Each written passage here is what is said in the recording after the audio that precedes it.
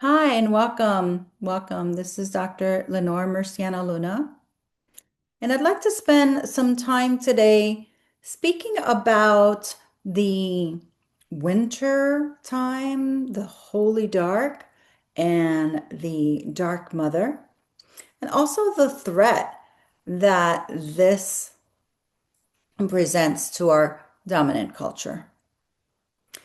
So let's begin with the winter solstice. The winter solstice is the longest night of the year. And it's also, of course, this is in the northern hemisphere. We're coming up to the winter solstice. But this whole time leading up, we're in this time of darkness. We're in this time of descent. We're in this time of inward meeting our deepest self, if we so choose. This is the time, not only in the winter time of the year, the autumn and winter, but also we experience this in the dark moon once a month. It's also a time of what we would call darkness, where we can go in and commune with this aspect we call the Dark Mother. And coming back to the winter solstice, where the longest night of the year actually pivots, and that's where the light starts shining through, where the day starts getting longer, and where the infusion of life force starts to grow. We see that manifestation in nature around springtime when we start to see the buds rising and all of nature coming alive again. But in the winter, even though we're starting to get this infusion of life, of light, it's mainly in the darkness, in the womb, that life starts taking place. So it's in the darkness where life actually begins. All of the light is born of darkness. And in our culture, in our dominant culture, we see this association with the darkness as evil, as bad, as dangerous, as something that we want to stay away from. So darkness, in many ways, has been demonized in our dominant culture. And there's many reasons why it's a threat. It's a threat because darkness itself is a way to commune with our divine nature, with mystery, with what we call the holy dark essence, the essence of life itself. But before it sprouts out into manifestation, where it's at its purest essence. And so in our culture, we have this demonization with the darkness, but not just darkness, and of course, associated with that is death, but it's also the root of our white supremacist culture. It's also been racialized, where it's also seen in indigenous cultures and white supremacy cultures, where white is associated with purity and goodness and quote unquote light, and dark is evil and bad, etc. And so this association in many ways has been created to keep us away, keep us fearing the dark, keep us fearing the dark. Why is it so important to keep us fearing the dark? Because the dark is where we connect with our essence of the divine. It is the essence of the mother. It is the womb. It's the cosmic womb. It is where our souls can be nourished, where we can just let go and be held, where we can kind of pause and come into regeneration. It's where transformation happens. And we need to be vulnerable. We need to allow ourselves to be vulnerable in order to be in connection with the dark. To access the dark, we have to allow ourselves to be in this place where we don't know, where we can accept the mystery and be held by the mystery. But the mystery is not evil. The mystery is not harmful. The mystery is the essence of love itself. That's why we call it the dark mother. It's the mother where love is woven through this whole aspect of darkness. It's the holy dark. It's the place where we commune with the unknowable, with the eternal, with what we call the Great Mother.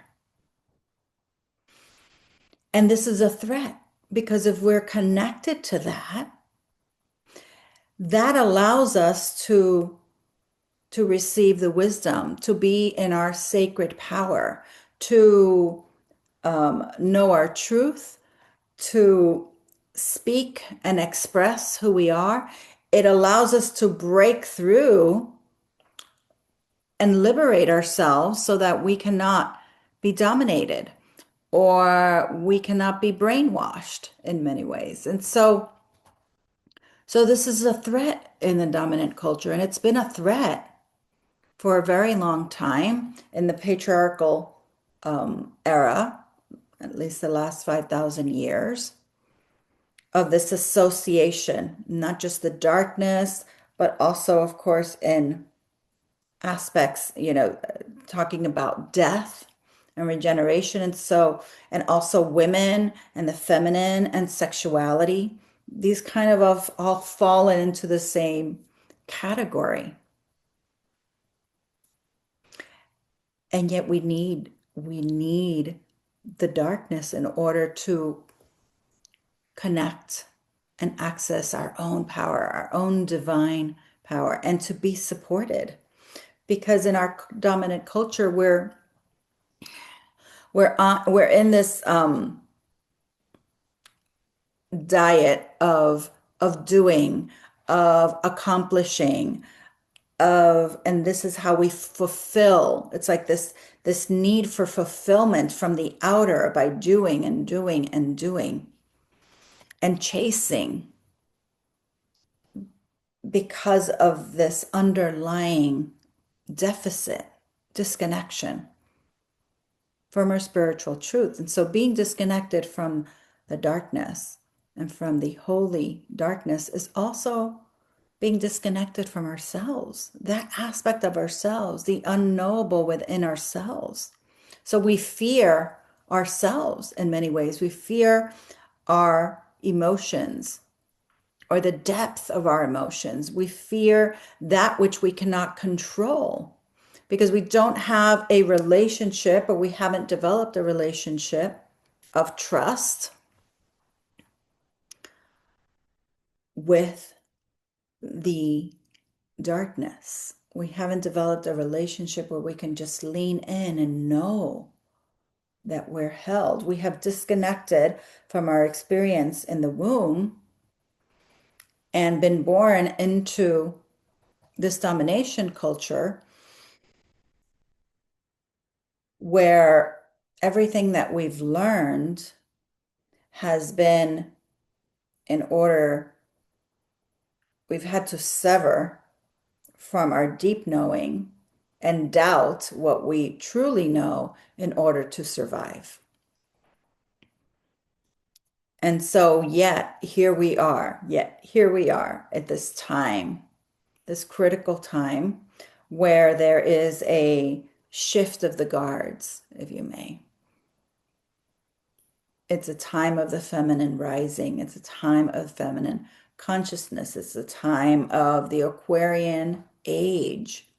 It's a time of feminine for all of us, feminine consciousness and the return of the mother, the return of the love in all of the ways that it's been severed, including our ability to access the mystery, the unknowable within ourselves, and also knowing that we're living in this matrix of the mother, of the divine. And it is not separate from us. It is woven into each and every cell within us, into each and every cell of creation, of manifestation. And it's something that we can actually feel. And when we have this ability and we develop this relationship with the holy dark, we can feel we can rest in the peace, we can feel loved, we can feel the true love that isn't dependent on something outside of ourselves, isn't dependent on whether we have something or not. This is something we always have. It's who we are. It's in our soul. It's in our essence. It's an aspect of the holiness, the sacredness of our being. And to be able to come into communion with that is really changes us. It transforms us. It allows us to feel the worthiness of our being. It allows us to feel how much we are loved and continue to be loved and supported. It allows us to feel the deep peace that is within us. Deep peace. It allows our nervous system to be regulated, to come into peace and safety. So therefore we feel safe, even if we don't know. So we're not relying on our minds, on knowing. We're not relying on knowing because there's so much right now that we don't know. There's so many unknowables coming up in our culture, in our world. Everything's kind of in a chaotic mess and it's all being stirred up. And so the more that we can anchor in this deeper truth that no one can take this away from you, the more that we can actually allow ourselves to feel the peace, to feel the true love, to feel the joy, and then to express ourselves fully. And our communion with the holy dark, with the holy dark mother, also allows us to again come into relationship with the unseen, the liminal realms, so that we see things that are happening in the physical realm, but we also are able to see the deeper divine realms. We're able to see the magic. We're able to see kind of behind the scenes, the in-between worlds, the mystical, because we start to have, or we continue to have that, to evolve that and unfold that relationship with the divine within us, with the mystery. And we can live with, again, without knowing everything and yet be in peace. Because we're kind of leaning into something that cannot be taken away, because it's who you are and it's what exists no matter what. And so this relationship with the dark in many ways empowers you. And so of course it's a threat. It's a threat for the systems of domination that try to control the narratives and control ourselves, especially women. in so many ways. And so, of course, it's a threat. And yet only you can allow yourself to deepen this relationship with the darkness, with the holy dark. And so as we come into the highlight of winter solstice and then move into the Imbolc time, which is between the winter solstice and the spring equinox. There's Imbolc around February, the first week of February or so, depending astrologically where that 15 degrees falls in. We have all this time to dive into this relationship with the Holy Dark Mother. And so this is a great opportunity, and I invite you to explore this relationship with the Dark Mother and to ask yourself, perhaps, and reflect, what is? How do you feel about the dark? For a lot of us, the dark will bring up anxiety, not sure why, existential anxiety, fears. Many of us also fear the dark because we fear the liminal realms, we feel the spiritual realms, we fear the spirits and the guides and those spirits that are disembodied and a lot of the energies. And there is a lot of turbulence now on the planet. Not to say that doesn't exist. And yet within each one of us, there is your individuated soul that's connected to the greater mother. It's like it's connected to the cosmic womb. And that is a really, really powerful, very powerful thing. And it's a powerful thing which you can connect to and be in protection and start to feel some of the safety by being in connection with that aspect of yourself and of the divine, by being in connection to that. So I'm going to take an opportunity for 2 minutes in which I'm going to change the sound.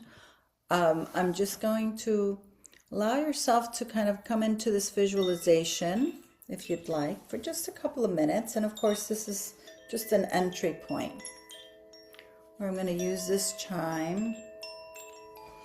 And just bringing your hand to your heart and just feeling your body, feeling everything that was said here.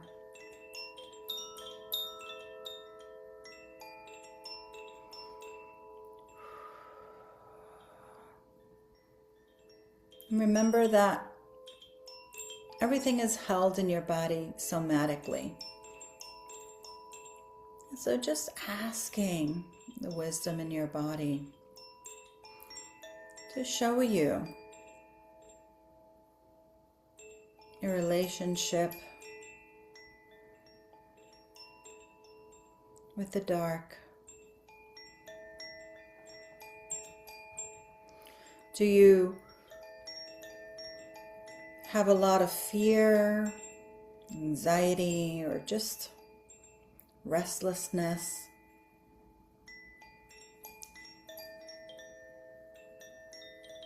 Around the dark?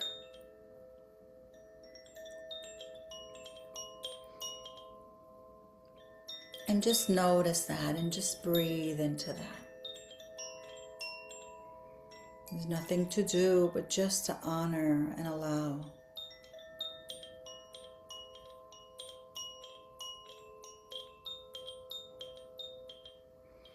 And what if the dark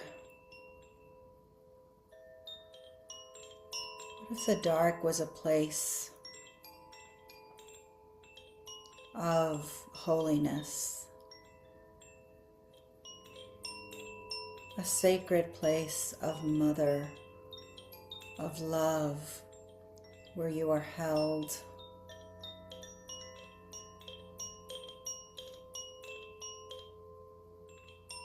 where you are loved, where you can rest your soul, where you can let go of your identifications and the narratives and ideas.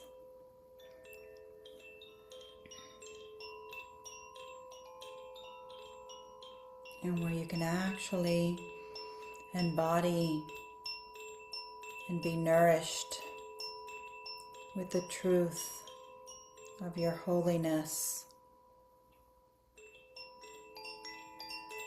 of your beauty, of your sacredness, and where you can feel the deep river of peace and joy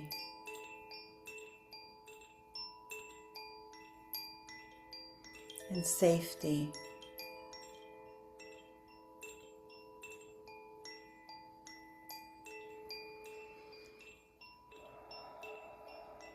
Where you can feel yourself being held by the cosmic womb of the mother.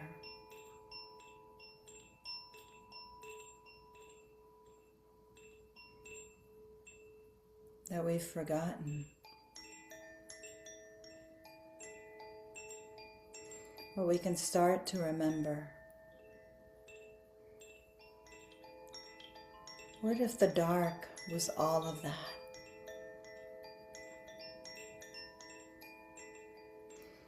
And so you can hold these two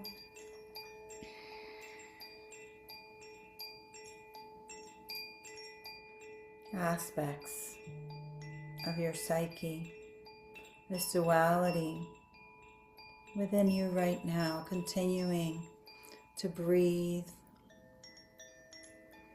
allowing the restrictive fears and narratives, discomfort around the darkness to be infused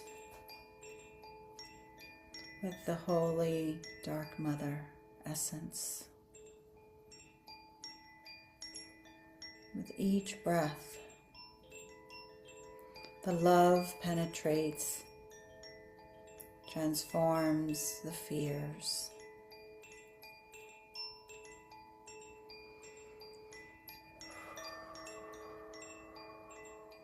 And you can continue to do this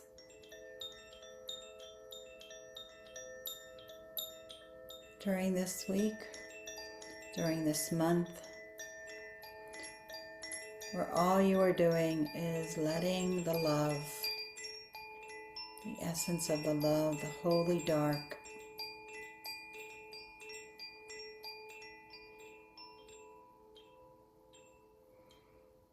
transform, infuse the fears that you've been carrying, the burden of the fear of the dark.